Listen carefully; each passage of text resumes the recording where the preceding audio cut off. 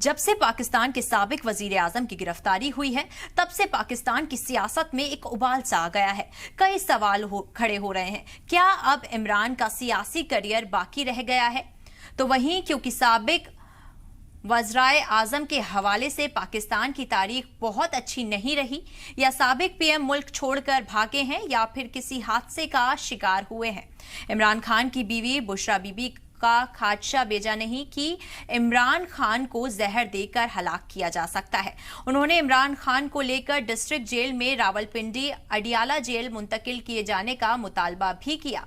तो वहीं बुशरा बीबी ने पंजाब सूबे होम सेक्रेटरी को खत लिखकर अपने खदशात का इजहार भी किया।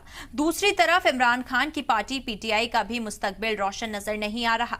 जब से पीटीआई के वाइस चेयरमैन मोहम्मद कुरैशी को गिरफ्तार किया गया है, तब से ही पीटीआई के दिगर लीडरान और कारकुनान पर गिरफ्तारी की तलवार लटक रही है।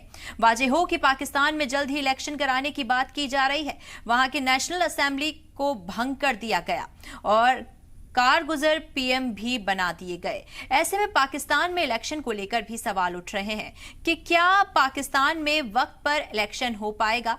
एक और जहां महमूद कुरैशी की गिरफ्तारी हुई, तो वहीं अब सभी कारकुनान पर गिरफ्तारी की तलवार लटक रही है।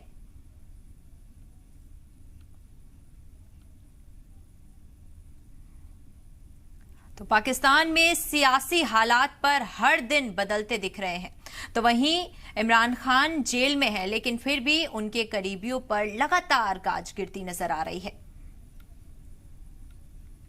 तो देखिए, लगातार यहां पर इमरान खान को लेकर कहीं ना कहीं अफवाहों का बाजार गर्म है। तो वहीं दूसरी तरफ आपको बता दें कि इमरान खान की अहलिया जो है, उन्होंने यहाँ पर ख़त लिखते हुए इस बात की चिंता जाहिर की है कि इमरान खान को जेल में हलाक किया जा सकता है, इमरान खान को जेल में कत्ल किया जा सकता है, उन्हें जहर दिया जा सकता है।